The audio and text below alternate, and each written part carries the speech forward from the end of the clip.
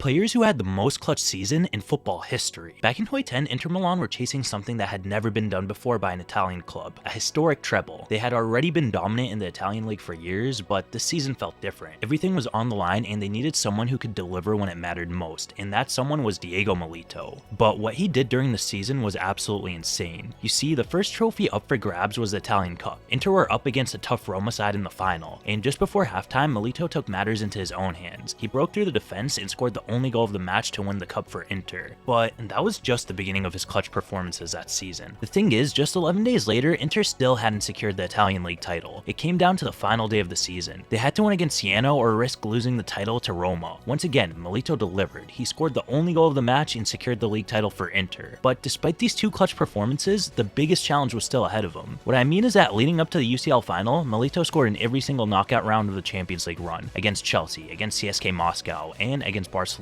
He wasn't just a goal scorer, he was a reason Inter kept surviving and advancing. But the Champions League final is what mattered the most. As it turns out, Inter was just one way away from completing the treble, and they faced Bayern Munich in the Champions League final. All eyes were on the biggest stage in club football, and as you probably guessed, Milito stepped up again. He scored both goals in a 2-0 win, sealing the European title and writing his name into football history. But despite him doing all this clutch scoring, he never got the recognition he deserved, since Diego Milito didn't even get nominated for the Ballon d'Or, which may be the coldest snub in football history. But there's an even more clutch performance I'm posting next week. Follow so you don't miss it.